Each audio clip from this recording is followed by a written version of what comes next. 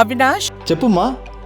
దగ్గరలో ఉన్న మెడ్ప్లస్ కు వెళ్ళి మెడ్ప్లస్ బ్రాండ్ మెడిసిన్స్ అని అడిగి కొనుక్కునరా. అక్కడ 50 to 80% తగ్గింపుకు వస్తుంది. మీరు తీసుకునే అదే మందులు, అదే నాణ్యమైన మందులు, కానీ సగం ధరకే. అనంతపురం జిల్లా పర్యటనలో సీఎం చంద్రబాబు నాయుడు వైసీపీ అధినేత జగన్మోహన్ రెడ్డిపై తీవ్రంగా విమర్శలు చేశారు. మద్యం పేరుతో వైసీపీ నేతలు విచ్చలవిడిగా ప్రజలను దోచుకున్నారని మండిపడ్డారు.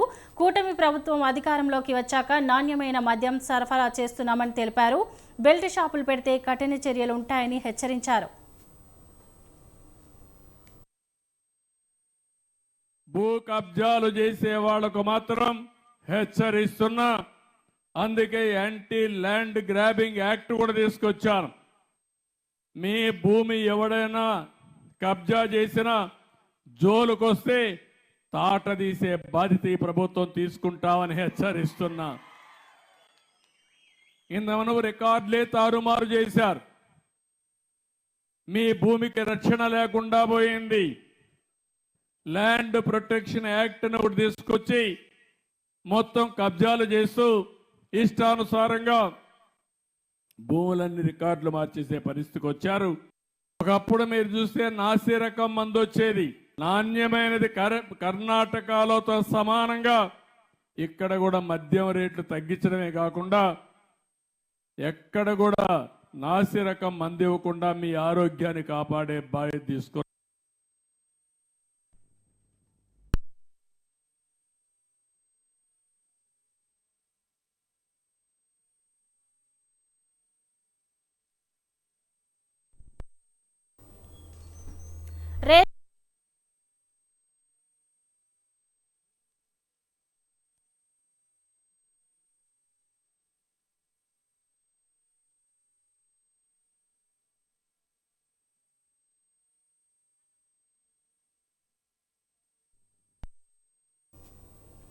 రేషన్ బియ్యం అక్రమ రవాణాపై చంద్రబాబు స్పందించారు. అక్రమార్కులు బియ్యాన్ని విదేశాలకు అమ్ముతున్నారని ఆరోపించారు. ఇక వారిని వదిలిపెట్టేది లేదని హెచ్చరించారు. బియ్యం ఇస్తే ఆ బియ్యాన్ని కూడా రీసైక్లింగ్ చేస్తున్నారు దొంగలు.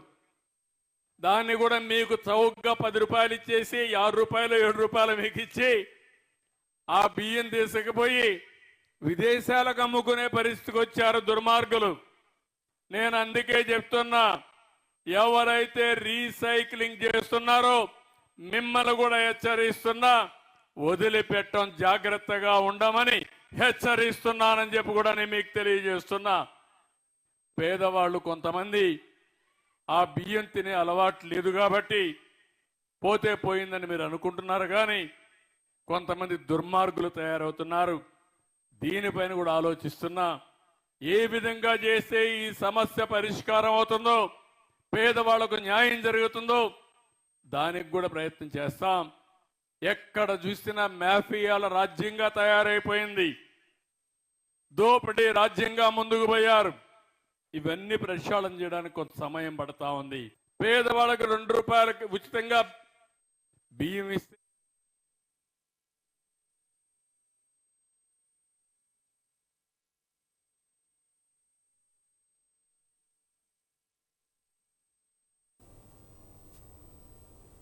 ఏపీలో డ్రగ్స్ నిర్మూలనకు డేగకన్ను వేశామని చంద్రబాబు చెప్పారు. డ్రగ్స్ విషయంలో కఠినంగా వ్యవహరిస్తామని అన్నారు. ఏపీలో ల్యాండ్ షాండ్ డ్రగ్స్ మాఫియా లేకుండా చేస్తామన్నారు. పిల్లల భవిష్యత్తుకు డ్రగ్స్ గంజాయి ప్రమాదకరమని సీఎం చెప్పారు. ఎవడైనా సరే గంజాయి గాని ఎక్కడన్నా పండించిన గంజాయి తెచ్చి అమ్మినా అదే మీకు చివరి రోజున మరొకసారి హెచ్చరిస్తున్నా. డ్రోన్స్ పెట్టాను, ఎక్కడికక్కడ డ్రోన్లన్నీ చూస్తున్నాయి. దానికి కూడా పేరు డేగా అని పెట్టా, ఈగలని పేరు పెట్టా. రాష్ట్రం మొత్తం డేగ కన్ను పెట్టాం. ఎవరైనా సరే గంజాయి పండించినా, గంజాయి అమ్మినా, మత్తు పదార్థాలు అమ్మినా కబద్దార్ జాగ్రత్తగా ఉండమని మరొక్కసారి ఆంజనేయ స్వామి సాక్షిగా హెచ్చరిస్తున్నా. ఎందుకంటే సమాజ హితం కోసం పనిచేస్తున్నా. దానికి ఒక కమిటీ వేశాం, ఈగలనే ఫోర్స్ కూడా పెట్టాం. దీన్ని లాజికల్ గా తీసుకెళ్తామని చెప్పి కూడా నేను మీకు తెలియజేస్తున్నా. ఎవడైనా సరే గంజాయి గాని ఎక్కడన్నా పండించిన గంజాయి తెచ్చి అమ్మినా ఉచిత ఇసుక విషయంలో ఎవరు అడ్డొచ్చినా ఊరుకోమని ఏపీ సీఎం చంద్రబాబు అన్నారు. అవినీతికి పాల్పడే అధికారులపై చర్యలు తీసుకుంటామని హెచ్చరించారు. గతంలో ఇసుక మాఫియాతో వేల కోట్లు దోపిడీ చేశారని విమర్శించారు. ఇసుక తీసుకెళ్లేటప్పుడు అడ్డుకుంటే తిరగబడండి అని అన్నారు. ఎక్కడ ఇసుక దొరికినా స్వేచ్ఛగా తీసుకెళ్లండి ప్రజలకు ఫుల్ రైట్స్ ఇచ్చారు. ఇసుక అంతా కూడా దందాలు చేసి పెద్ద ఎత్తున నాశనం చేసే పరిస్థితికి వచ్చారు.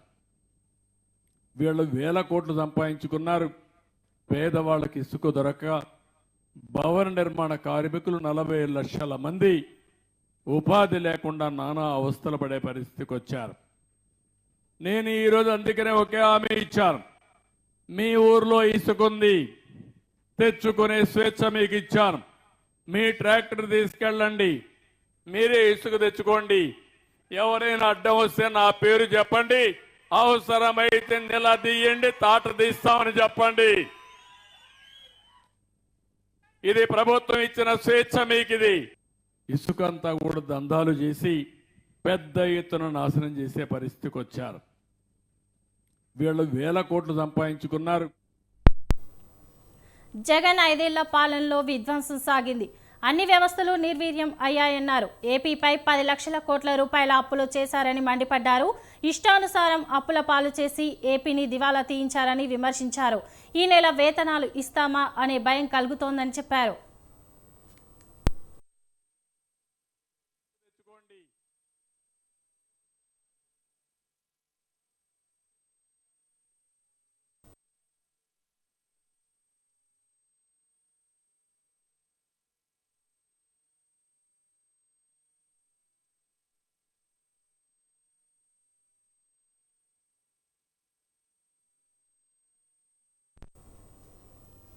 అంతకుముందు సీఎం నిమ్మకల్లులో పెన్షన్లు పంపిణీ చేశారు. లబ్ధిదారులతో మాట్లాడి వివరాలు తెలుసుకున్నారు.